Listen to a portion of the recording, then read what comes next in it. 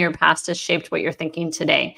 And there are just some people that are willing to take on more risk. I'm conservative. So for me, real estate is definitely an investment vehicle in which I use most often, because I can look at a property, I can calculate the numbers, I can determine what that risk is going to look like. You've got to determine that for yourself before you start investing, so that you're investing in the right vehicles that you can, be comfortable with and not lose sleep over.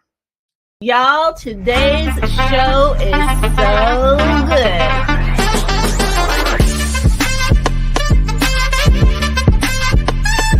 But number one, I've never seen an intro like that. It is my hope and desire that not only will episode 30 still be fun, but episode 300 will be even more fun. You are made for something great, so go and be awesome.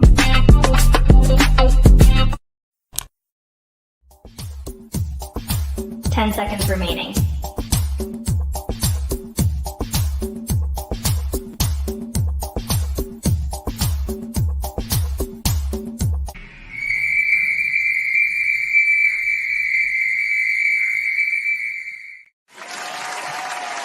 Hello,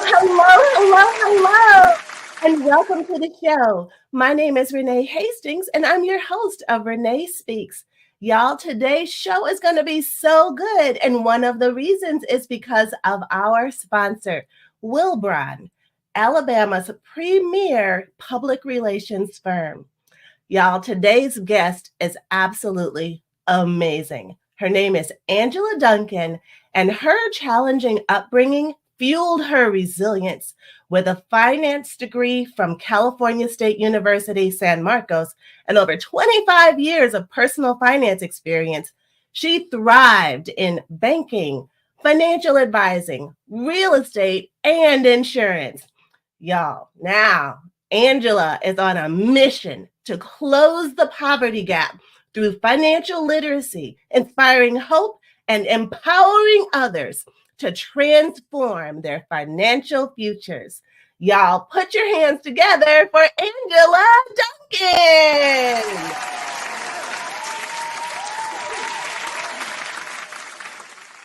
Hey, Angela.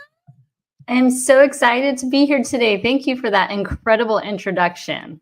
Absolutely. I am so thrilled that I actually get to occupy some of your time, which I know you don't have a whole lot of. So it is truly a blessing to us to be able to steal some of that and be able to learn more from you about what financial literacy actually is, and if we don't have it, how we can get it. But before we get there, why don't you tell us a little bit about yourself and your journey? Yeah, so I start with my childhood. I am a survivor of poverty and childhood abuse. I grew up in Section 8 housing, welfare. I've lived in parks, cars, other people's garages, couches, you name it, been there. And so, growing up without money, I always thought that I needed to figure out what this thing is, money. And if I had money, then maybe my life would be different. And so that sent me on a very long journey about learning more about money, and then being able to now today be able to teach amazing people just to take control of their finances. Right. Oh, that is so fantastic. And would you agree, Angela, that this whole money thing starts with a mindset? Because the name of our show today is Breaking Chains, Building Wealth. And so when I think of breaking chains, it makes me think that this didn't just start with you. Mm-hmm. Like something had to happen. There had to be a mindset that was going on, not only in your parents, but maybe their parents and their parents. What do you think? Yeah, absolutely agree with that. I remember my mom telling me stories that, she would come home sometimes and there wouldn't be enough food. Like her mom was a single mom. She got divorced or left her husband when my mom was 10. They moved from Japan to the US. My grandma didn't speak English. And so it was, me really stepping forward and deciding like, this is not the life that I want to lead. And I have a daughter and I don't want her to lead that life. I don't want her to feel the pain that I felt as a child being made fun of, because I couldn't have new clothes or I didn't have the money to go to the football game on Friday, So I just didn't want her to have that. I didn't want that to be her story. And so I knew that I needed to do something different in order for her life to be different. Wow. Wow. What a great mom. I mean, so would you say that there was one particular thing that happened when you made this decision? You were like, enough is enough. This is absolutely not going to be my story. Like as you were growing up? Yeah, I think when I first started, I moved out of the house when I was 18. I was able to sign my own lease, and I really needed to get away from that childhood situation. And Mm, I thought that if I learned about money, and that was kind of my driver, like I was running away from poverty. And mhm. while I don't recommend that for many people, I do think it was an advantage for me growing up in poverty because I didn't know any different. I didn't know how to, like, I didn't have anything to lose, right? Because I didn't have anything. And so I do feel like that was an advantage for me because that kind of removes the fear of failure or the fear of losing because I had never really won or lost. So, you're kind of just starting at zero. But really, when my daughter was born, we were living in a neighborhood where Domino's Pizza would not even deliver at nighttime because it just was not a safe neighborhood. I couldn't go for walks or go outside. And I just remember thinking, like, there has to be a better way of life. Like, this is not what I want my story to be. And that really just pushed me to find mentors, to start learning more, and to really invest the time in myself because it had to start with me first before I could help anybody else. That's so true. That is so true. And it's so funny, Angela, your story and mine is actually, there are some commonalities in our stories because I too was raised by a single mom. We were very poor. And so anything that I earned, which I started working at 12 Mhm. because of the summer youth employment program in our community, thank God for them. Mhm. They actually provided opportunities for young people to earn wages working and giving them job experience by matching them to different companies that actually put them to work and gave them and taught them employable job skills. So I know what it's like going to school and not having all the new fancy things or the designer jeans. I think back in my day, it was Gloria Vanderbilt jeans, or it was the polo shirts for the guys, and all of those things. And no, we never had those. We shopped at secondhand stores. Goodwill was Mhm. like our Macy's, you know. And so I totally get that. That totally resonates with me. And I completely understand too what you said about that mindset. If anything is going to be different, I have to be the one to make the decision. It's a decision. Financial literacy is a decision that people make, and they can either choose to continue doing what they've been doing and getting what they've always gotten, or they can choose to, like you said, get mentors. I think that is so fantastic because who's going to teach you how to make money unless they've already made money, right? Yeah. I heard this quote recently, and they said they want to replace the word of law of attraction with law of action. So Oh, you're right. It's not just the receiving of the information and getting that education. Picking a lane, figuring out what it is that you want more information about, so that you can create that income. But if you don't take action with what you're learning, then why are you even spending the time to learn about it? So turn it into the law of action and take that action. And even if you do fail, oh, I've got a funny story for you. Well, it wasn't funny at the time. But I had thought I wanted to start investing. This was part of my college career, and I had $100, which at the time was a lot of money. And mhm. so I had gone into the bank and I had talked with this banker. I was excited. I'm like, I have $100. I want to invest. And so she handed me this pamphlet, and she didn't really spend time to get to know me. And I get it. This wasn't a commission client for her. But she handed me this mutual fund pamphlet. I went home, filled it out, sent in my check. And by the end of the year, I had lost 20%. So $20 was still a lot of money, right? That was a whole month of a bus pass for me. And Yeah. I just remember thinking, like, I failed, and I'm like, you're really down on yourself, right? Like I'm not intelligent and I'm never going to do this again. But it's not just the first action, but it's when you get knocked down and you got to keep coming back and doing action again over and over and over until you get to that level of success that you want. So I'm glad I didn't give up on my idea of, creating a wealthy lifestyle for myself, because I could have at that point, but I decided to keep taking action. And I do want the audience to think about that. Like, you're going to get knocked down, right? You're going to fail at something, but it's what you do after that really creates the character that you're going to be in the future. That's right. Absolutely. I love that. Like, when you get knocked down, it's all about perspective, right? What perspective am I going to take? I did this thing. It didn't turn out exactly how I thought it was going to be. But now that I'm here, am I going to stay here? Or what am I going to learn from this experience? How am I going to use this experience to get to the next level, or to figure out what to do differently next time? So kudos to you for not giving up, for not getting down and staying down. And, when you're in the, investing business, it's a risk. It's all a risk. So it just is, we have different tolerances for risk. And, and that usually, I think, is shaped by our experiences or our past or our, just our frame of reference. So I think, what are your thoughts on risk tolerance and investing? Yeah, I definitely think, something in your past has shaped what you're thinking today. And there are just some people that are willing to take on more risk. I'm conservative. So for me, real estate is definitely an investment vehicle in which I use most often, because I can look at a property, I can calculate the numbers, I can determine what that risk is going to look like, And so I'm a conservative, and I teach conservative investing, and it may not resonate with all people. I'm not a crypto investor. I don't understand it. And so I don't want to invest in anything I don't understand. And I would never recommend for someone to invest if they don't understand.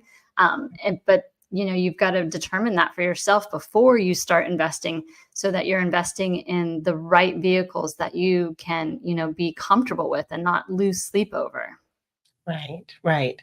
That part, that losing sleep part, you definitely don't. And it just makes most sense to invest in things that you know about.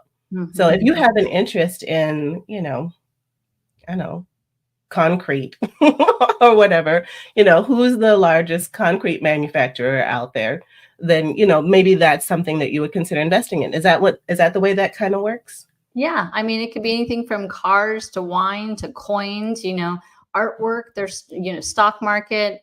Every item like that can have a piece in your portfolio. But if you're not taking the time to get to know what that vehicle is, or finding a mentor or coach or financial advisor in that lane, then don't take the risk, because you work so hard for your money, right? Coming up from nothing, it's like you always feel like you're working so hard for that money. Well, that money needs to work hard for you too. It's got to go both ways. Otherwise, you're better off just keeping it in your bank account until you really invest the time to get the knowledge before you make that investment. Right. I love that. What great advice. So, and speaking of advice, so say someone walked through your front door and they're like, I know nothing about money. I have a smidge. I have $500. What do I need to know about this $500, and what would you suggest I do with it? First thing is, we're going to look at your current situation. What is your income? What are your expenses? And I think so many people, especially today in the age of technology, where we can use our credit card or debit card or auto debits from your bank, you don't really know where your money's going until you pay attention to it. And so that's the first step. Mm-hmm. What is your income? What is your expenses? And an exercise I love to do is to print out your bank statements and your credit card statements and really look at it and see, what am I spending money on today? And are these expenses helping me to get to my financial goals, right? Is this the money that I'm spending is taking away from my future? So we got to know that we're trading off some of that money for the time in the future. And I am always amazed when people sit down and really look at your expenses, their eyes are open. They don't quite understand where their money is going. But now when they see it, they're like, oh, why am I spending money here? Why am I spending money here? I don't really need to do this. So you have an expense issue and then you've got an income issue, right? So the expenses is the easiest thing for us to control first. So it's always where I like to start first. Got you. And then you mentioned another keyword that just kind of, you know, flag went up in my head saying goals. So what are your financial goals? Mm-hmm. Well, I don't have any. How do I start making some? What are some important ones to have? Yeah. So once we've looked at where you're at today, we talk about some things like, do you want to be a homeowner? Do you want to travel? Maybe one of the investment vehicles you want to get to know. So you need to spend some money on that education, kind of visualizing what that looks like, but also who's there with you? What are you feeling like when you accomplish that goal? Because I do believe as women, we're heart-centered, right? So when you are making those goals and you really tie it to your heart and you're like, what does that feel like? Who's there celebrating with me? You're so much more, involved to that goal so that you are going to accomplish it because you feel it, you see it, and then write it down, make a visual. I'm a huge believer still, even today, of vision boards. I know it seems to be like people don't want to do that anymore because magazines are $30, but we can still print out photos online, right? Right. So just make it a vision board, but also share it with people because your family and friends are going to be your biggest cheerleaders. Hopefully you've got the right people in your world. And if not, then that's okay. They don't have to be your cheerleader. Hopefully they'll watch and you can teach them as you go along your journey. But include people in it because I don't believe that God has made us to be by ourselves. I do believe that God has made us to be in community. And the more that we can share with our community and cheer on each other, then I just feel like that's such a better way to live life. Absolutely. 100%. I could not agree more. Community is so important, and surrounding yourself with the right people is so critical. Mm-hmm. I don't think that could be emphasized enough because if you surround yourself with the wrong people who are the naysayers, who are the, oh, yeah, who do you think you are? You come from nothing. You're never going to be nothing. Those kind of negative people should not be a part of your circle. Should not. And if they're family members, I would even suggest limiting the time that you spend with them, because you love them. You don't ever stop loving them, but you need to control your environment, control what's going into your ears. And if you have no way of escaping that, when that is not around, I think it's super important to maybe listen to audio recordings of positivity and financial education or, things to build self-esteem so that you can understand who you are. You were created on purpose for a purpose. So when you operate with purpose, you have a whole nother level of confidence, I think, because you know who you belong to. And so I think the community, number one, is so important, and picking the right community. Be intentional about picking community to be a part of so that they are feeding into you positive words of encouragement and affirmation and support to keep you on this trajectory of a new mindset to be gaining financial freedom and independence. Yeah, and there's some simple ways you can do that, right? Because people ask me, well, where do I find these people? You've touched on it. We're both, we both believe in God. So your church is a great place to start. Most churches have church groups. If you want to join a women's group, most churches have Dave Ramsey Financial Peace University. That if you want to learn about money, these are free ways for you to get education and surround yourself with more people. And even like websites like meetup.com or Facebook groups, there's a lot of free information out there that you can just join. I thrive on being one of the most unintelligent people in the room. And what I mean by that is I want to be around people who know more about what it is I'm seeking to learn about, right? I don't want to be the smartest person in the room. I don't want to be the one that talks. I want to be the one that listens, right? We've got 2 ears for a reason. And it's because I'm on a lifelong journey to educate myself. And the more that I learn, the more that I can teach, the more we can empower people. That's right. I love it. And I'm so grateful to you for what you do, and so grateful for what you've been through to bring you to this place of being able now to speak into others and teach others the things that they need to learn so that they can change not only their life now, but the legacy that they leave after they're gone for generations after them because of what you've put into them today, because of what you've been through. Does that make sense? Yes, we were not underprivileged. We were just underestimated. And I have a Ooh, I mission. love that. Hold on. We were not underprivileged. We were underestimated. Yeah. I'm writing that somewhere. Yes. That's a driving force. I'm put here on a mission, and is my responsibility to carry out that mission. I love it. I love that. Yeah, we are. Don't be underestimated, audience. Don't be underestimated. I'm doing that with a whole neck roll and everything for y'all listening to the podcast. So I love that. I love it, love it, love it. So you are the only one stopping you. If you're not getting where you're going, it's because of your own self. So stop it. Make the change, make a decision, do something different today.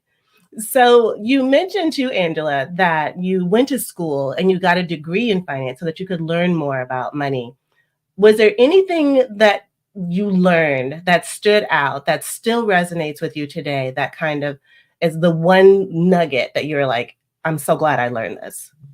Yeah. One of the things I think as children, we're very curious, right? We ask a lot of questions. And I really encourage you to take that into your adulthood, right? The more questions we can ask, the more curious we become about what we want to learn about, the more information that you're going to get. So I like to ask questions. And I think you probably experience this too, Renee, but that's why we're great on podcasting, right? Is because we're great at asking questions. But don't stop that. That's a childhood trait that should stay with you forever. So even as a parent, sometimes we'll tell our kids to stop asking questions, or it is what it is, or because I said so, but keep encouraging your kids to ask questions, because that's how our brain grows. That's how we become more intelligent. And the more intelligence we have, the more we can share with other people. So keep that trait. And I remember that early on, just asking a ton of questions to people that were around me, whether it was my teachers or other financial advisors, other Remax owners. I just constantly will ask questions. Like I said, we're turning it around and we're going to help empower other people. I love it. I love that. So asking questions, and speaking of podcasts, you do have your own podcast. Why don't you tell us a little bit more about that? Yeah. So, how else do we empower and teach people than other on a free platform? It's called Empower Her Money. And I get to interview incredible women like yourself, Renee, and just share your stories, teach other people what you've learned, so that if they're in that position and they can learn from what you've gone through already. I don't like to call it mistakes. These are just parts of our life that we go through. But if we can teach people from our own experiences and help them along their journey to get to where they're going faster, then how amazing is that, right? We've got this platform. We should be using it for the greater good and spreading that positivity and that information, and kind of counteracting all the negativity we see on the news and media. And I get things happen in the world, but I really believe that we can make change by education. Absolutely, 100%. And we have your one of your sites already up here for your podcast, Empower Her Money. Great picture at empowerhermoney.com. And I love the way the play on words for empower, empowerhermoney.com. So it's so important to not let those past experiences go to waste. Mm-hmm. I think that's so important, that everything happens for a reason, and the lessons we learn from it, the bumps and bruises may kind of sit a little while, but they fade, and there's a lesson behind it all. All the things that we've been through, all the trials, all of the, maybe even sometimes traumatic situations where we put all of our hope and investments in one thing, and then it all just went crashing, and then there's, the money just vanished, or whatever it looks like. There's so many different things that happen in life that could be considered, traumatic or whatever. But And it seems that way at the moment, but it doesn't have to go to waste. That experience can definitely benefit some, encouraging, or to help give them things to not do. Like, I did this and this happened. This was a situation, not sure this is your exact situation, but just be mindful. This is a possibility. We had to go through what we did to help understand and teach people who are going through the same thing. You know, I wouldn't be able to teach someone how to play basketball. I don't know anything about basketball other than watching it on TV, right? So God put me on this journey because he knows that other people are going through similar journeys. And those are the people that I want to help reach and teach them to break the cycle, that there is a better life. It just has to start with you. Yes, absolutely. And are there things that you're doing in the community to educate different folks, or, you know, who may have a desire, maybe not know where to start? How do they even, I know we said go to church, maybe not everybody goes to church, but how do they find something in the community that they can do to kind of start walking that path or start on this new journey? Yeah. So I'm in Miami. I mean, a lot of times you can reach out to people. We watch, you know, each other on Instagram and Facebook, and I'm at this event or that event, and just send that person a message. Like if they're at an event and it seems like something that you want to be part of, send them a message. You know, I personally check my messages, and I will invite people to the events that I go to, most of which are still free to go to. And so when people say, well, I don't have the money, well, we're trading the time instead. So until you get that money, you're going to trade your time to get that education, to be part of those communities so that they can uplift you and teach you to get to where you want to be in life. And there's Facebook groups, you know, there's still meetup.com that posts a bunch of free things to go to. But if you're not part of a church, there's still other opportunities for you to find your own community. Again, it just takes the action. If you don't create that action and take that step to find the information, go to the events, and then take action in your life and make changes, that's the only way that you're going to be able to break that cycle. You have to take that action. Exactly. That, because that law of action will not come back void. I love that comment that you made, that instead of the law of attraction, it's the law of action. And when you put forth some effort to do something different, you're going to get something different back. And that's a guarantee. I mean, that's scriptural, you know, so that there's no, you know, woo-woo stars and stones or nothing about that. That is scriptural. You want to lose weight, you go to the gym. If you don't want to, you sit on the couch and eat a bunch of junk food, right? Those are action items. They're going to create something, but is that what you want? Is that the result that you want? Exactly. I love it. I love it. Love it. Love it. And then I love also how you said, you made a comment about the time is the investment. So even if you don't have money, you need to make the time, because the time is what you're going to need to get the education. And once you have the education, you have a better chance of getting the money. Yeah. Right? And I love that too, because, you know, one of the things I inspire people to do is to find a local charity, something that, you know, maybe tears on their heartstrings a little bit. Being that I came from poverty and abuse, you know, I love to help with women's shelters. And it doesn't cost you money to do that. You can go sign up on their website, go volunteer your time. And it helps you also to feel that gratitude, because even though you might be in a place where you feel like maybe you don't have money, or you're not in a position that you want to be right now, surrounding yourself by people who are on their journey, hopefully to get to where you're at, but they're not there yet, really helps us open our heart. It helps us to have more gratitude in life, just for the little things. I mean, I live here in Miami. The sun shines. I have a roof over my head. I can turn on the faucet and there's water. You know, there's people who don't have that privilege. And so I want to start my day with gratitude and making sure that I'm appreciative to God and everything that I have in my life, because it really is abundant. Whether you've got zeros in your bank or not, you still have an abundant life. So be grateful for what you have, and it'll help inspire you to help other people, which will just propel you forward in your own, you know, accomplishments and goals too. I love it. Love it. So true. That attitude of gratitude is everything. Because like you said, we are rich. First of all, we live in the United States of America. Okay. That people do so much just to get here to this place where we have the privilege of living every single day. like you said, we have running water. Most of us have shelter and food to eat and plenty, because the waste is ridiculous. But that's a subject for a whole nother podcast. But so no matter how little we have, it's a whole lot more than what someone else may have. And so when you think about what you have and how you can use where you are right now to be a blessing to somebody else, volunteering, helping, encouraging, supporting, all of those things, it is truly the way to a life of fulfillment, of feeling of purpose. Absolutely, 100%. So I know that we are running short on time, Angela, and I want to give you an opportunity to share with us how we can reach you. I know you said you're in Miami. I'm sure you don't want folks knocking on your door. So tell us how we can reach you, how we can stay in touch with you, and learn more. Just take full advantage of those resources that you have available for anyone who may have an interest in changing their financial trajectory.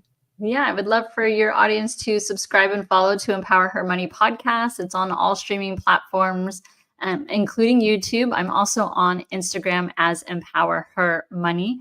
And if you would love to check out my book, it's called Empower Your Money, because I wrote the book for you, not me. And it's on Amazon, and you can check that book out. You can get it for a Kindle for $1.99.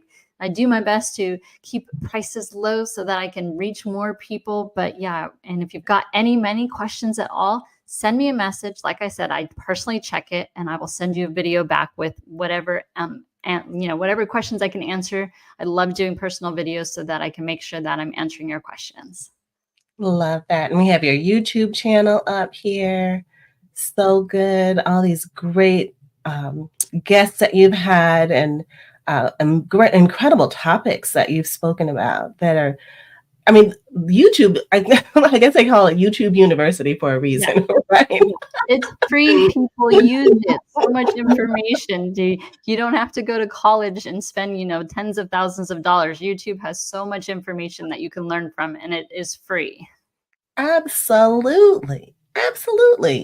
And because the people that we bring on to our shows, the subject matter experts like yourself, they're willing, they just give of themselves I won't say all the gray matter, but all the golden nuggets of the gray matter that they have acquired for us audience, for us and our benefit, to help us get better, to help us have a different kind of life, to help us change our legacy and change our future.